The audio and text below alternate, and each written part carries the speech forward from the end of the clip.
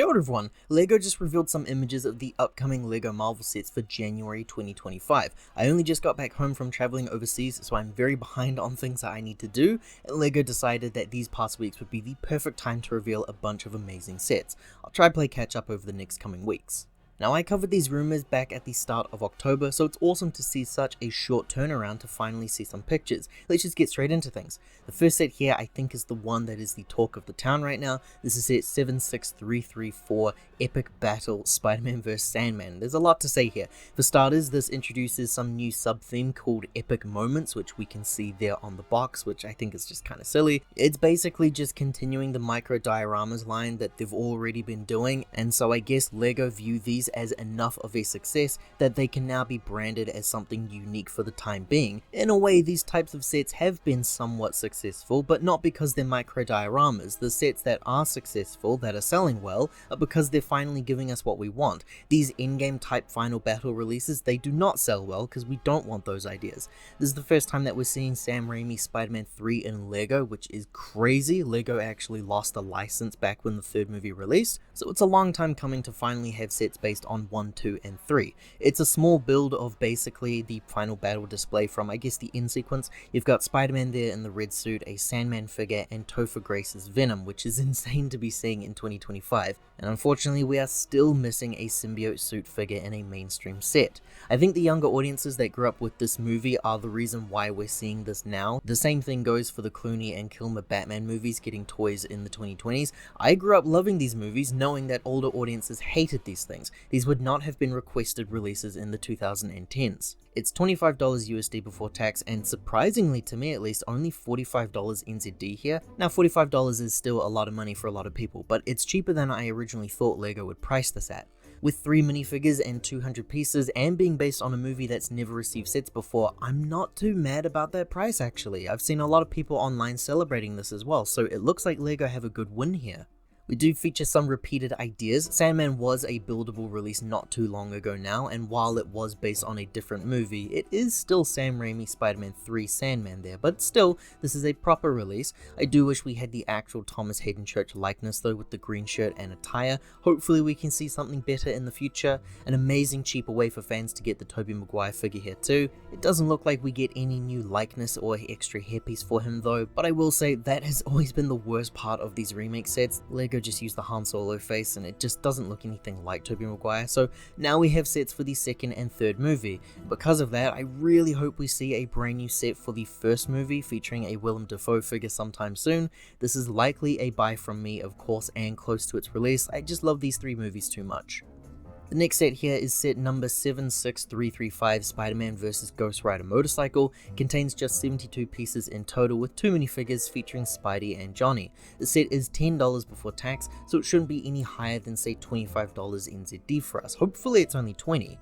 Now, I am very privileged here. I already have the Great Ghost Rider debut LEGO set, but I know a lot of people missed that one at release. We have had a couple of other Ghost Rider sets release as well, but they haven't been nearly as cheap as just $10. Here we have a much more streamlined, cheaper set that gives you everything that you need, and for those collectors that already have Ghost Rider minifigures, you also have him now in a full Hellfire mode. A new variant is included here. That's amazing to see. I think the set is very cool and it offers some really good value to the collectors, though I probably won't get this myself since, like I said, I'm pretty happy with the set that I already have, but I am thrilled for all of those who have missed this guy and can now get a much cheaper release instead. And next up we have here set 76336 Spider-Man Car vs Venomized Wolverine. Well, they can't all be winners now, can they? 134 pieces in total, priced at $20 USD before tax, so it shouldn't be higher than maybe $40 here NZD. That's usually what these cars are priced at. Yeah, I don't really care for this kind of release, as you probably could have guessed, and I assume most adult collectors will be turning away from this, unless you happen to love the Venomized collection of characters, in which case, cool, now you get Wolverine. I think the car's colors are interesting, seeing it be themed to the Iron Spider suit from the MCU movie. It's an easy skip for me though, because I don't collect these types of vehicle builds for a webhead who doesn't need them. We then skip a few set numbers as those sets have yet to be released, and we jump straight to the massive playset of the Daily Bugle, and oh my god, this thing is impressive. This is set 76342 Spiderman vs Mysterio, the Daily Bugle, which is a bit of an odd naming convention there. We have 781 pieces in total, so it's a big one compared to the previous sets here. You've got 7 minifigures here, and the price for this one is $100 USD before tax, which is $200 NZD here. It's feeling a bit more in line with LEGO prices. I have to say though, I do really dig this thing. It's continuing this new theme of Spider-Man sets having some building playsets released that are scaled to minifigs.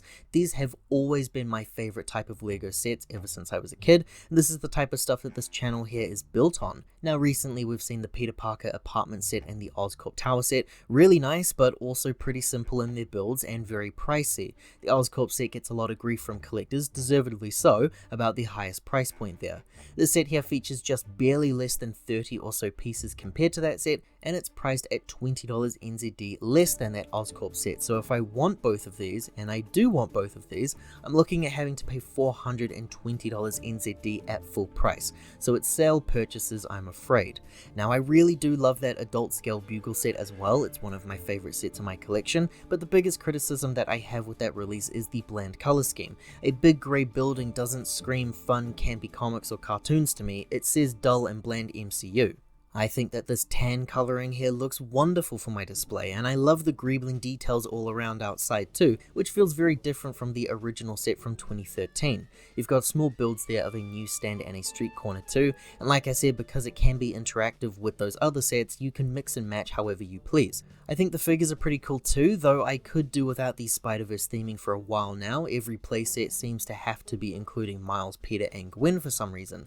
Miles here appearing in a regular costume is a nice change of pace though. It surprisingly happens less than you'd think, but now we have a brand new J. Jonah Jameson figure which feels like a mix between the comics and the movie releases. Our villains here are a Venomized Captain America, a wasted slot if you ask me, a fantastic scary looking Mysterio figure who looks like the Insomniac Games depiction featuring that skull underneath the dome piece, and Rhino, who is appearing here as a minifigure using parts from the Kids Junior sets releases, but he also features a buildable mech set like those $15 sets, so to me it's the best of both worlds, and I actually do think that the mech here fits in with this style. It doesn't feel nearly as out of place as some other sets. It's a standard type price release set, but I do really like this one and I think I'm gonna love building this as well.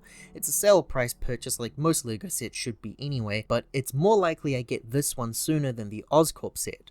We then have another epic battle set. This here is set 76343 Epic Battle Hulkbuster versus the Hulk based on Age of Ultron. You've got 413 pieces there with 2 figures, an Iron Man minifigure and a Hulk big fig. This is a $50 USD set, so it's a very hefty price up there too. It's 90 NZD according to the LEGO store. This is about a standard price unfortunately. Sets that have around 350 to 500 pieces tend to be around 100 NZD. It's another one that I do quite like, but I don't need another Hulkbuster at this stage, and I don't want to be spending almost $100 NZD here. It does look like a nice retooling of the Age of Ultron set though, but now we're paying a bit more compared to that original one, and we don't have the minifigures of Ultron and Scarlet Witch, so actually, I'm starting to talk myself out of this as we go. Hulk features a new style though, with some hypnotized eyes. It's nice to see something fresh for that guy here, and I am impressed to see how many times LEGO will change up the big fig styles here for these sets, but it does increase that price too. The reason why this set here stays at the same price level as say the Peter Parker apartment set or the Spider-Verse set or the Captain America 4 set is because we don't have nearly as many minifigs here. Hulk is eating up that inclusion. I tepidly say it's probably a skip from me unless I can get this for nearly say half price at $50 NZD. I'd probably grab it at that price for sure. And then the final set to talk about here is set 76344. This is the 18 plus buildable Iron Man set, titled Iron Man Mark III Collector's Edition. 1,297 pieces total, and priced at $130 USD before tax. It's the most expensive set here. The NZ price is 230 NZD. So this here is a buildable action figure type set of Iron Man, based on Iron Man 1 though, so that is very cool. I think the Mark III style is a more iconic depiction for him at least. We do have a minifigure included here as well, but I can't tell if we've seen this guy before or not. I have to imagine there's got to be something exclusive about him here for the 18+ adult audience. I don't buy these types of releases, so it doesn't really appeal to me, but I have to say, yet again, I do think that this set's pretty cool. I see some nice stuff here and I actually kind of like it. Again, it's an action figure set that you build. It looks close in style to, say, the Mayfix or the Hasbro line of toys. I really like the body structure there. I also like when sets like this feature some cool extras. It's not necessarily amazing, but we do have a display stand for the toy there. And we've also got this image here which shows us the size against the builder. I know that these sets do appeal to some collectors out there, and I'm very curious to know what those fans have to say about this, because for me, I find this set to be more appealing than, say, the bust or the helmets from the same 18+ line, but I'm never going to buy any of these myself.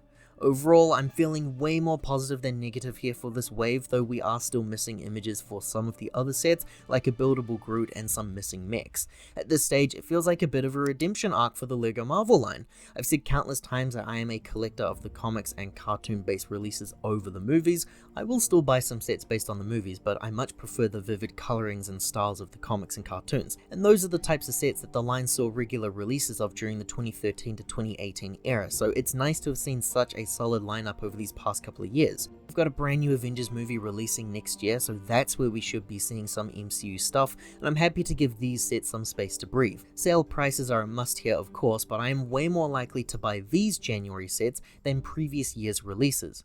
But what are your thoughts on these upcoming sets? You should let me know down below. Thanks for watching, everyone. Liking this video here and subscribing to the channel does help to support more videos like this one in the future. Ka kite anō, take care, I hope to see you all next time.